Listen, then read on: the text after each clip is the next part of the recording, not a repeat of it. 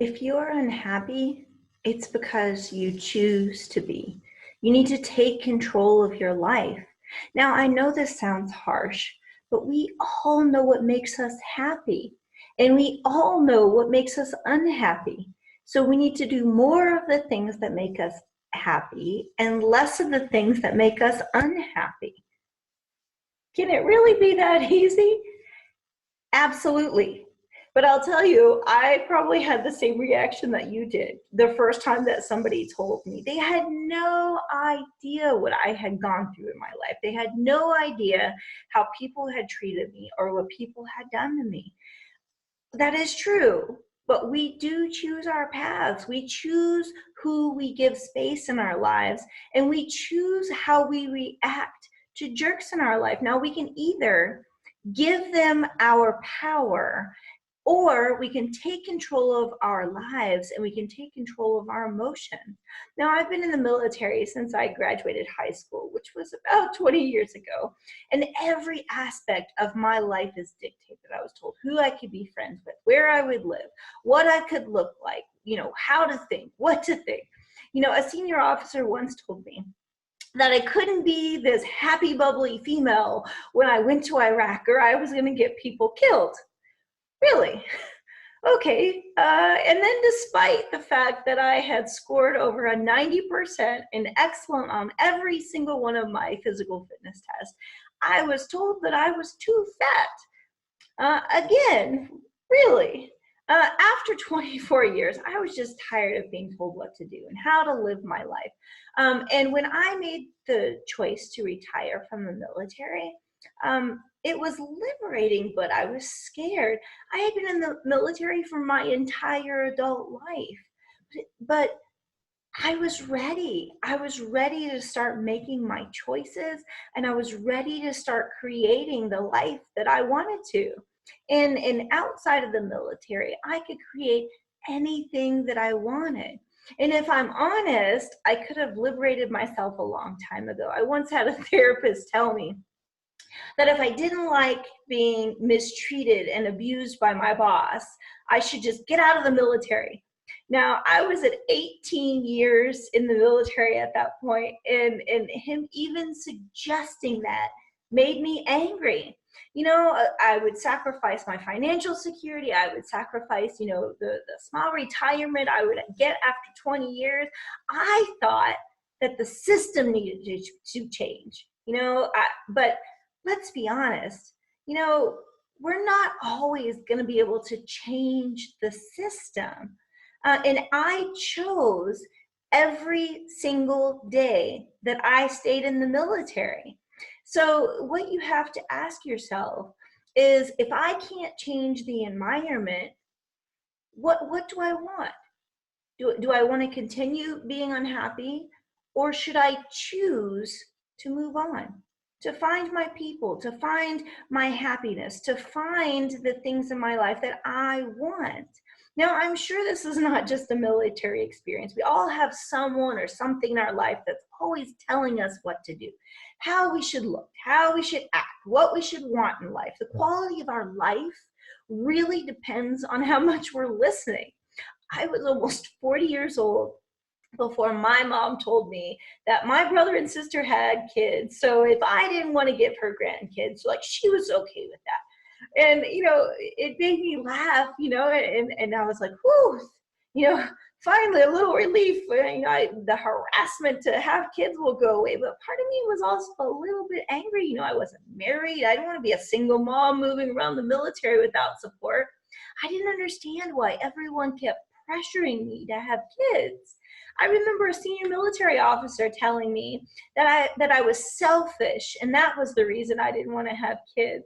But personally, I thought it was selfish if I didn't think that I could give 100% to raising a child.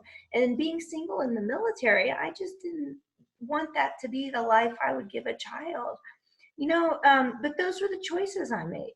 Those were the choices that I had to live with. I chose to stay in the military. I chose not to have children.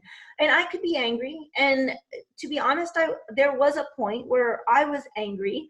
I blamed the course of my life on someone or something else, but I had made those choices that led me down this path.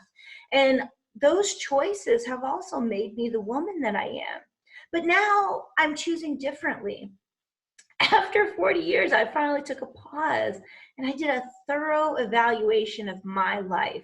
I looked at my physical health, my intellectual fitness, my emotional fitness, my social life, my financial status, my career, my relationships, my generally just my overall quality of life. I even re-looked at my choice not to have children. It's not that I don't like kids, but I just really wanted to make sure that all of my choices were mine, not something that had been thrust upon my life because I was living up to someone else's expectation. But and then I started to really look at, okay, so what are my beliefs in these areas? What did I believe about my physical health? And why did I believe that? Was this a belief that served me, that moved me into the future that I wanted? Or did I need to find a more empowering belief to replace it with, something more positive that would drive my life in a positive direction and in the direction that I wanted it to go? And I believe that your health is the foundation for everything else in your life. If you're sick, you're depressed, or you have low energy, nothing else in your life works as well as it could. I believe that if I'm healthy, I think clearer, I feel better, and I'm overall more productive. I'm more confident in life, and I'm all around just a better woman if I'm healthy. Now, my quality of life is also drastically improved when I'm fit. And while I believed these things, I definitely didn't treat my body as if I thought it were true, or as if I cared. I was a binge eater and a bulimic for over 20 years. And I have always said that age is just a number, but somewhere along the way, I started to buy into the belief that as you age, your body just starts to slow down and everything just starts to fall apart. And while there might be a tiny, and I'm going to say very tiny, bit of that is true, I also believe that your body ages at the rate that you let it. If I stay active, I fuel my body with quality foods, get enough sleep, and manage my stress, I can reverse the damage that I was doing and get back to the things that I really loved. I can actually live a healthy, active life until the day I die. Now, I believe that my health is more than about a number on the scale. I can be any size, shape, weight, and I can be healthy. And I believe that my health includes my mind, my spirit, my emotions, and my body, and a multitude of other components. I believe that I had to take care of all of these things in order to be healthy. I also believed that cooking for myself was hard. And it really took a mind shift and some habit creation. But now I actually love cooking. I love experimenting with new recipes. And I love the money that I'm saving by not eating out or ordering in every night. Most importantly, I love the way that my body feels when I eat healthier food. It gives me the energy to come home from work and not just collapse on the couch. And before, I was struggling just to stay awake long enough just to get home and nap before it was time to go to sleep. I used to love being active. I worked out because it made me feel good. I liked having fun with my friends, and I had come to believe that exercise was punishment. It was punishment if I had eaten too much. It was punishment if I had eaten something on the forbidden foods list. Now, this shift in thinking took away the pleasure that I once had in being able to move my body. And this was a belief that I needed to change back so that it would line up with what I wanted in life. And that was to be happy and to be healthy. And I believe that my body is amazing. And if I take care of it, it'll be able to fight off illness, it'll be able to heal itself, and it'll stay healthy. But if I don't, I will stay sick until I refocus on my health. So either I make a little time for my health now, or my body is going to take all of its time later when it's sick. I believe that I am in control of my physical destiny. My biological age is a direct result of my lifestyle choices. You know, how I move my body, how I feed it, how I let it recover. And if I stay vigilant and disciplined and dedicated to myself and to my body, I can slow and I can reverse that aging process. Now, I don't mean that I want to be perfect. I just mean that I want to be consistently moving my body and consistently feeding myself that's nourishing my body. And lastly, I believe that excellent health is true freedom. Freedom to live life exactly as you want to, without fear, without doubts, without insecurity. And if you want health and freedom in your life, come and check out my webinar. It's about how to beat your binges and take back control of your life. And you can register at www.ourworldempowered.com.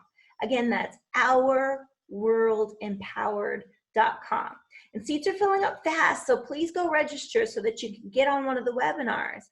And then we'll discuss, what do you believe about your health? What beliefs would empower your health, would empower your life? If staying healthy isn't fun, if life isn't fun, you either need to change your mind or change your tactics. Life is too short to be unhappy, and your happiness is in your hands. If you are unhappy, it's because you've chose that. So I'm looking forward to seeing you in the webinar. But in the meantime, get out there and love, live, and connect. See you soon.